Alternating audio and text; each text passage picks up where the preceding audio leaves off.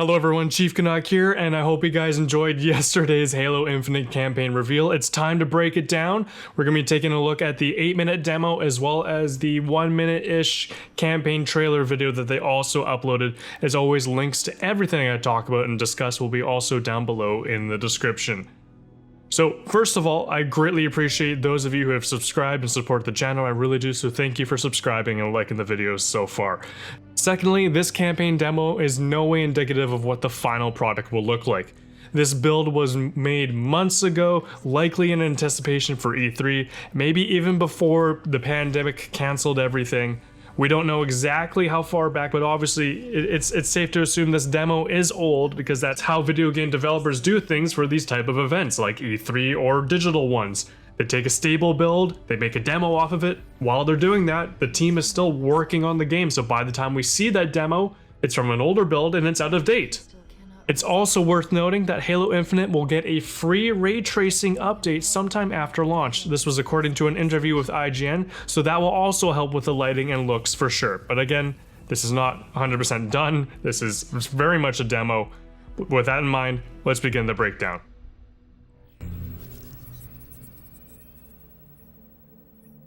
It all means nothing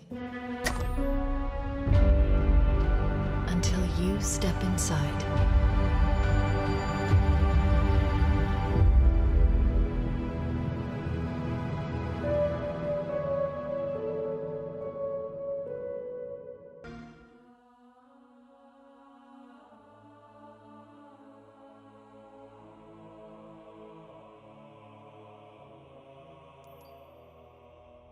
Am I dead already? I must be, this... Right away we get a title card jumping us to the date of May 28th, 2560, roughly 2 years after the events of Halo 5 Guardians, and 1 year after Halo Wars 2. It also mentions 167 days after we lost. Lost which battle? We're not exactly sure at this point. It's likely the one that took place on this ring. We have found throughout interviews with 343 that the events that took place between Halo 5 and Halo Infinite will be explained in this game and in the future, so we'll just have to wait and find out. We're also told on HaloWaypoint that this campaign demo takes place several hours into the story of Halo Infinite, so not at the beginning. While Master Chief was initially found in space, the situation has gone from bad to worse as they find themselves being pursued by the Banished. And that's what we see as the campaign demo kicks off. We're flying into the broken section of the ring and are being shot down by AA Banished turrets. There's not too much else to point out other than the detail, the lighting. I really love the camera work as we crash land and spin around Brohammer and Master Chief as they have this exchange before the Chief disembarks.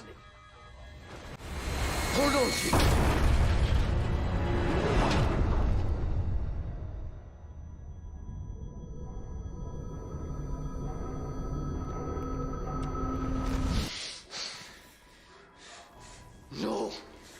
No, you! I can't stand this! Who you are? Breathe. No! You don't get to tell me what to do. You don't get to tell me anything. We're... Are you even listening? I count 3 anti-aircraft cannons. 3 what? You'll be safe here. Oh, I'll be safe. Safe?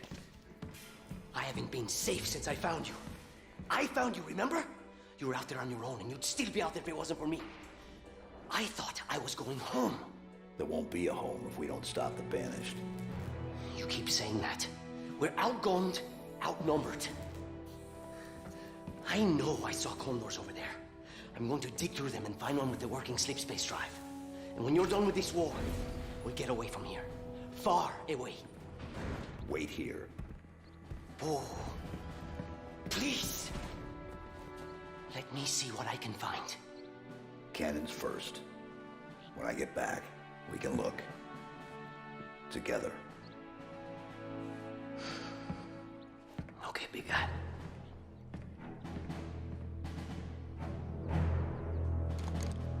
And here we get to see the new HUD, complete with the health and shields up top, just as we would expect. You'll see these flicker and recharge throughout the footage, so even though this is a sort of return to the original Halo feel, there's no health pack system. The Chief is wielding a new assault rifle design, the MA40, and has also an MK50 sidekick handgun. Both are newish, but they both function as you would expect. We'll see the footage of the sidekick handgun a little bit later in this demo. Next to the weapon icons in the HUD, we have these two ability slots. We'll call them that for now. Right now, one is occupied by the new grapple hook ability called Grapple Shot. The other spot is for grenades that we'll see Chief pick up along the way. We'll see Chief come across the frag grenade, plasma grenade, and stick grenade, which is making a return, and a fourth electric one that we'll see briefly later from that mini campaign trailer. What I find awesome is that we get to see different enemy armor types like the ones we saw in Halo 4 with the Storm faction and classic designs from the games prior. We see it right here with the grunts, and we'll see it with other units as well, I hope so. But it's really cool to see that little touch of just kind of new and old meshing together. As you walk over weapons, you'll get a brief weapon label on the HUD. It's a new feature, and it lists the weapon type, the type of projectile, and the usage of the weapon. So when the Chief walks over the plasma pistol right at the beginning, it's listed as pistol, plasma, and charge, just as you would expect.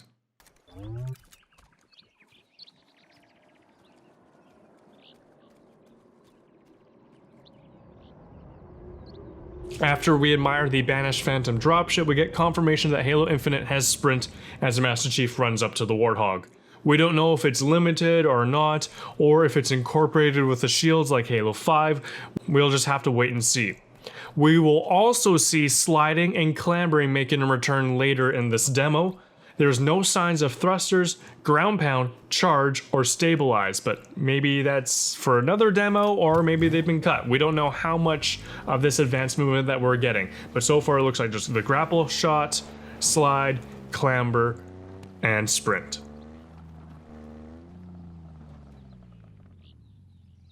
And if you haven't noticed before this menu opened, Halo Infinite is an open world style game as well. The game is larger than Halo 4 and Halo 5 combined, as 343 says.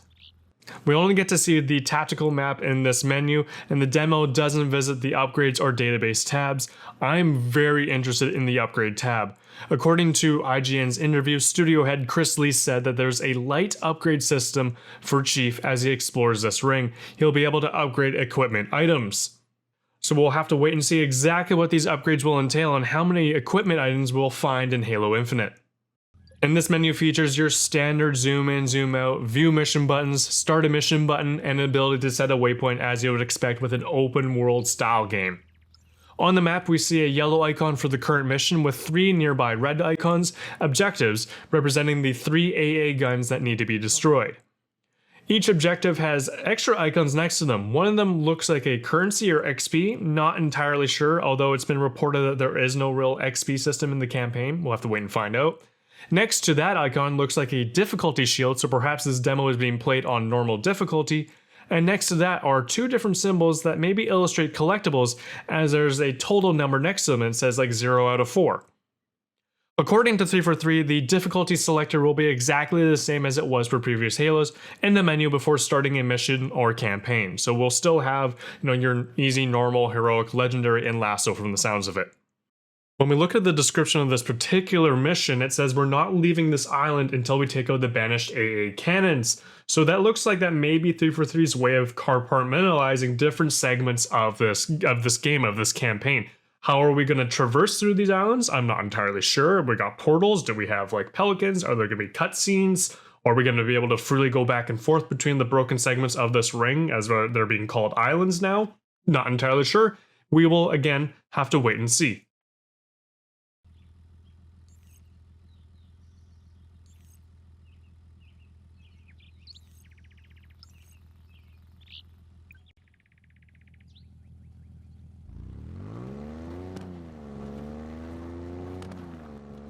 As Master Chief fights along, you'll see the new yellow honeycomb effect that appears as Chief's shields recharge, as well as hit markers for vehicle splatters, bullets, and grenades, which are slightly smaller than the previous games where they did have hit markers.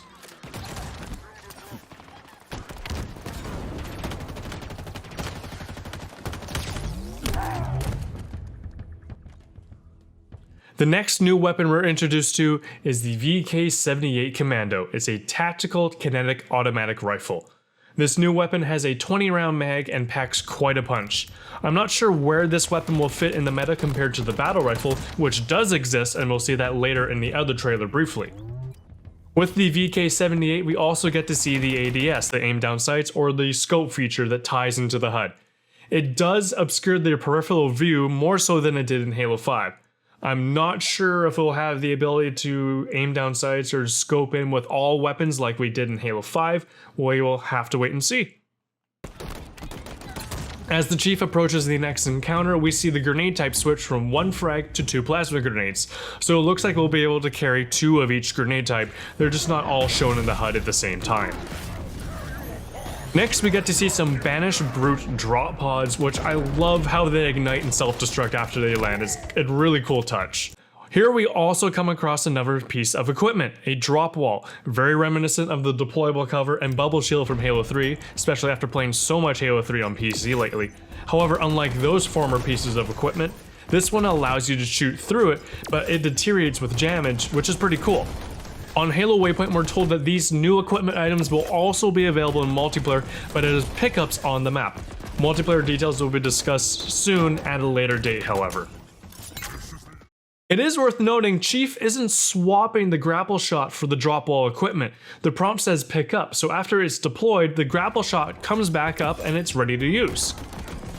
Also during that moment, we get our first prompt to pick up a fusion coil. Yes, you can grab them and throw them now.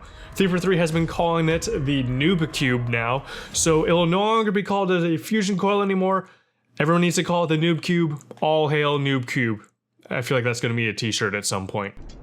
I'm going to trademark that. You can't steal that 343. That's mine. You'll see throughout this campaign demo that the grapple shot allows players to bring items to them, like noob cubes, or bring themselves closer towards an enemy, or use to maneuver by attaching to a structure by getting either higher ground, low ground, or swinging around. It seems like it works with almost everything. And it charges over time, so you can't spam the ability, but you don't have to worry about wasting it too much as it recharges fairly quickly. I do wonder how it will react with vehicles and boarding though. I can only imagine some of the sick plays we'll be able to perform. Also during this segment, we can see that the VK78 Commando is tearing apart different parts of the Brute armor and actually making them seemingly stumble when we shoot them in the leg. Kind of really like that attention to detail. We'll see a great example as well in the campaign mini trailer a little bit later as well.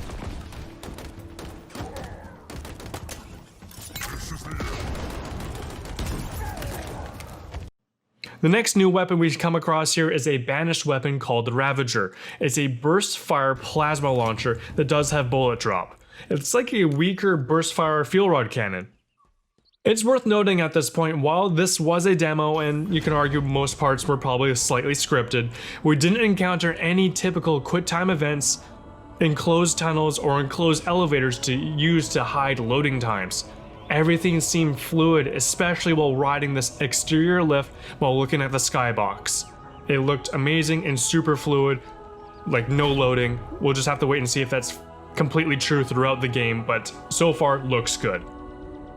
However, there are a few things that I didn't quite like. We see clouds popping in and out during this lift segment, shadows popping in and out in different structures. Just feels like the limitations of the demo, things weren't quite rendering properly. Especially when you look at the mini campaign trailer that was also posted, the lighting looks slightly better in that trailer, although it's very tough to grab a still from that and compare it to a still from this demo because the position of the sun is different, because there are actually time and day cycles on the ring and in this game, so we don't have the exact same sun angle to compare screenshots from both trailers, but it definitely seemed like some textures were missing in certain areas depending on where the lighting was, also, or just no textures at all on the assault rifle. I just wish there was a bit more detail applied. Again, I know this is very early. It was just a little bit of my nitpick. Things looked very plain and plasticky, not cartoony. Still looked like Halo. It just looked like things needed a bit more dirt and scratches and stuff like that. Just a little bit here. I know it's early. I know it's the least of my worries, but it just didn't sit right with me initially. During this next scene, there's quite a bit happening. We get to see an example of Clamber being brought back. We get to see a Jackal deployed shield, which looks really cool. the venting prompt for the Ravager as it does overheat, and flying suicide grunts. Yes, you heard me correctly. Well, they're not actually flying, they're actually being tossed by a brute in the background. Yes, the brutes will now throw grunts into battle. And this brute happens to also toss a second grunt shortly afterwards. I can't believe it. I can't wait to hear some of the voice lines as they toss them, especially if they have the skull. I mean, there's no way they wouldn't have the "I would have been your daddy's" skull in this game. I can't wait for the hilarious voice lines that they've probably recorded. Also during this, we get a look at another new weapon, the Pulse Carbine, which appears to be the Covenant's own 3-burst battle rifle. It also has a venting prompt to combat overheating as well.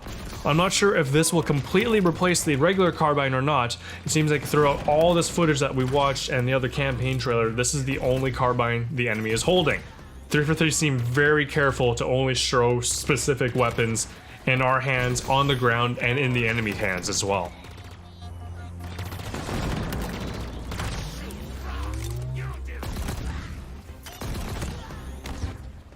And yet again, we have a new weapon, the Mangler, a banished revolver-like pistol which packs quite the punch.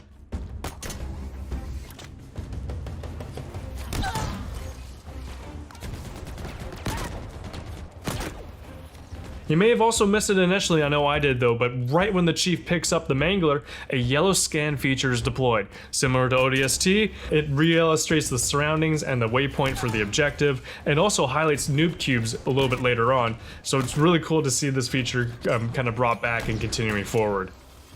And of course, one of my favorite moments right here, grappling the noob cube to yourself to then toss it at the Shade turret. We also get to hop into the Shade turret and see the new kind of red banished shields it has before they get obliterated fairly quickly. Follow next, we got another weapon. This time it's the CQS 48 Bulldog Kinetic Spread Shotgun, which definitely seems to pack a smaller punch, but allows for more sustained fire. It seems like a noob-friendly shotgun. During this campaign demo, we do get to see the plasma pistol and neither on the ground and in enemy hands, but the Master Chief doesn't pick him up in this demo. I assume they function exactly as they always have though. The demo ends after the Chief goes up this lift to a scripted storytelling sequence. This may or may not just be here for the demo purposes. I know so many times in the past we've seen like E3 trailers that don't directly translate to the game. Things are slightly changed sometimes for trailers. I initially thought that this moment with the doors closing and the greenish smoke was coming through, that maybe we would get a glimpse of the flood, but they quickly turned into a red color and kind of, shifted back to banish. I was so hopeful just to see a little bit of a flood teaser. It's here they were introduced to Escharum, a banished brute war chief, the antagonist of this game. I'm not entirely sure if we'll see any others, but for now, this brute states that the UNSC had lost the war months ago, cutting to a montage of hardships of the UNSC, hardships of Broheimer, the HUD just showing that every single UNSC force that they seemed to have sent to the ring was destroyed by Escharum and his forces. The brute says that the ring is already under their control and soon the auditorium will be as well. I had to turn on closed captioning on the video to hear that correctly. Thankfully, 343 uploaded the transcript to the video on their channel. That's how I was able to understand it, because brutish is a little hard to hear sometimes. The brute leader does go on to say that the Harbinger, yes, thank you, closed caption again, he says Harbinger and the Banished share the same goal. They fight together to honor Atriox. Exactly what the Harbinger is / are, I'm not sure, we'll have to wait and find out. This war chief, however, seems very eager to take on the Master Chief, stating that he has grown weary without a worthy challenger and taunting that this will be his last legendary fight, threatening the Chief and calling him out. He's ready to wage war. Set a fire in your heart, Spartan. Bare your fangs. Fight hard. I will.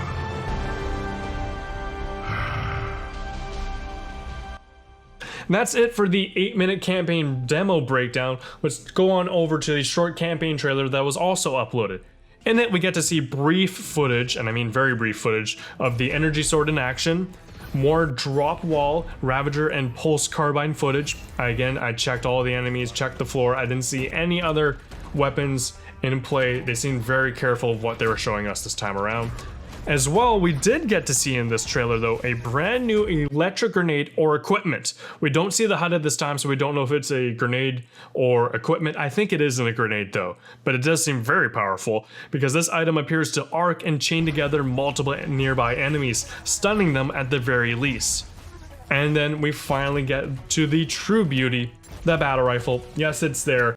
Even though we only got to see it for a brief moment, it's there, it's confirmed, all is well.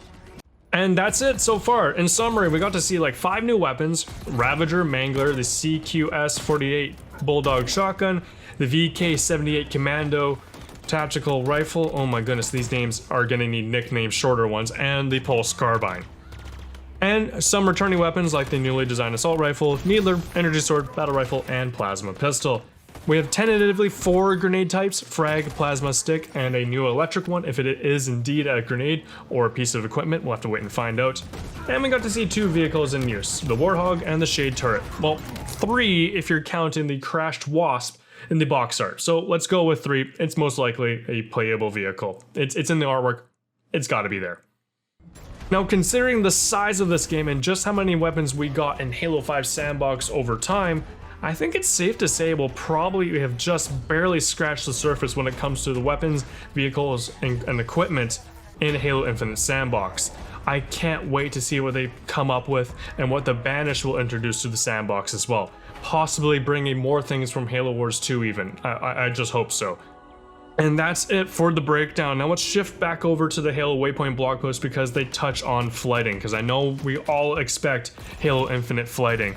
Because they said, and I quote from the blog, there were ambitions and announcements to kick off a program when Halo Infinite was first revealed back in 2018. However, given the pandemic and unprecedented challenges it has brought, they're not quite where they expect to be in terms of broader public flighting.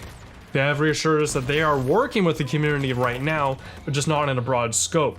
But they hope there will be a broader hands-on opportunities before launch. Chris Lee goes on to say, in fact, in many ways, feedback and community flighting will be even more important after launch as we partner together to continually evolve and update the game into the future. So I remain hopeful for some kind of public beta and flighting. We all want Halo to succeed, and I feel flighting is a requirement for Halo Infinite to do so, especially with how grand they're going with this project. And with that, I hope you enjoyed this breakdown of yesterday's footage and news. I hope I didn't miss anything. If I did, please let me know in the comments down below. I'm genuinely curious to hear what you guys think and saw. I want to hear your guys' thoughts and impressions on the campaign. Please leave them down below in the comments. As always, thank you for watching. Be sure to hit the like button and subscribe if you haven't already. My name's Chief Canuck, and I'll see you guys very soon.